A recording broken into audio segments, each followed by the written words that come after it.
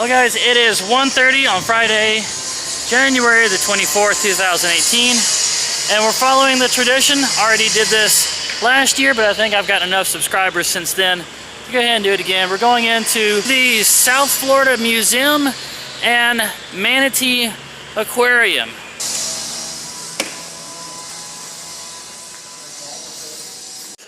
Got the woolly mammoth right as you walk in. Really like how well they did the expression on these faces. You can tell the intentness of it here. And then these guys down here that are kind of pinned. The younger member here, the more inexperienced one, has dropped his spear. And he wants to grab it back, and this guy's like, oh, no, don't go making any sudden movements right now. So we got some longhorns right here. Just give your friend some time to go ahead and put a spear in him, and then you can move. Just being able to see the coral under them. Oh, that's pretty cool. Selfie in front of the megalodon, Joel. They were like great white sharks, but 20 times as big as the ones we know now. This is a manatee. The alligator is on the other side. This is the dugong. It was called the dugong? Yeah, that's the prehistoric manatee. And this one was called the... Actually, it just says crocodile versus alligator. So I don't think the name of it has changed hardly at all either. Crocodile is still the crocodile. And here's how that scene would have looked with the skin and muscles still on. So you have that version of it, and then this version, and it's not a saber-tooth, it's a leopard. It's really cool how you can see the way that the claws work there, how they are able to sheathe and unsheathe. This was the island natives for just around this area. They were called the Tocobaga Indians, and yeah, a lot of artifacts here. They used a lot of shells in their hunting implements, and of course the regular chipped arrowheads. Yeah, here is some kind of club with a sharp conch shell attached to the end of it. Pretty simple, easy to make, and effective. Oh, okay, so here's the artifact that's on the logo. That logo right there. And there's the artifact. Look guys, it's a chocobo! All the fans of Final Fantasy will know exactly what I'm talking about. You can even race these things in some games. It's a chocobo. It's a Yoshi. Oh, it's a Yoshi. Yoshi! Actually, it's a Titanus wallieri. What the heck? We are going into the planetarium for the next show. It's called scintillation. It's bigger. It's not actually big. Going into the Manatee Aquarium now. It's their feeding time, so we can look over the rail and see them feeding. Throwing lettuce and stuff to them.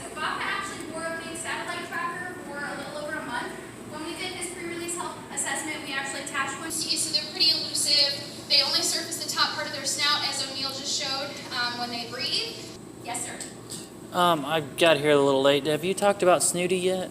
No, what would you like to know? How did you get him, and how long did he live, and what happened? Soonty actually came here. He was born in an aquarium in Miami. So back in the 40s, whenever he was born, there weren't really very many regulations placed on manatees. So the people that owned an aquarium in Miami, they just went out and got one from the wild. They got a permit to do so, but it was allowed to just go out and take one. And they didn't realize that they took a pregnant female. So one day they came in, July 21st, 1948, and then Soonty was in the pool with her. So they ended up keeping him and releasing the mother because the permit that they had was only good for one manatee, and his mother wasn't interested in taking care of him. So sometimes, unfortunately, first-time moms aren't really interested in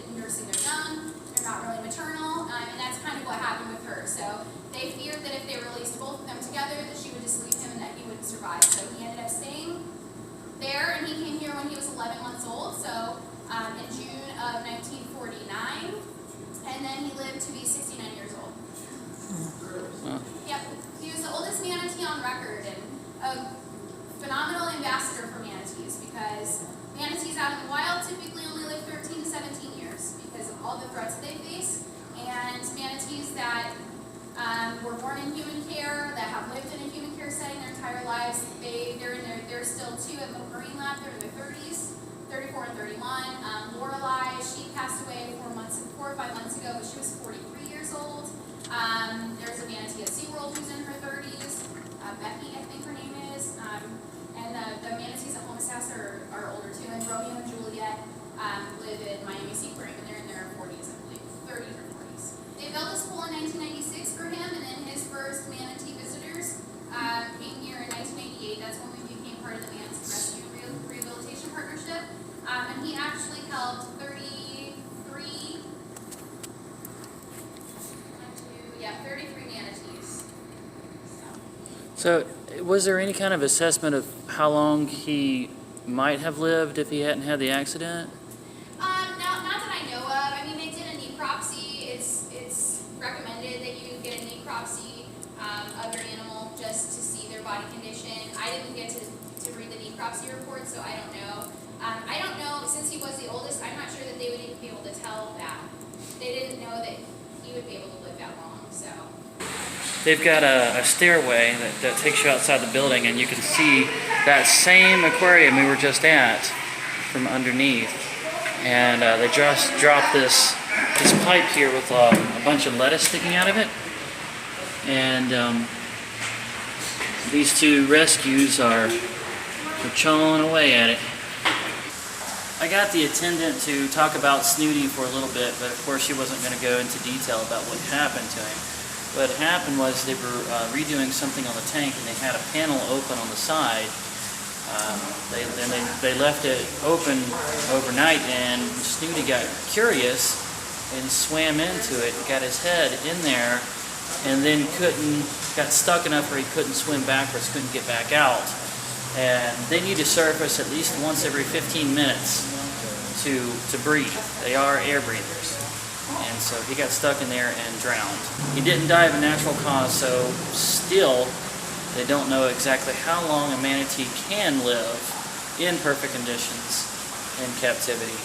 But like they said, typically out in the wild they don't even live to 20 years old.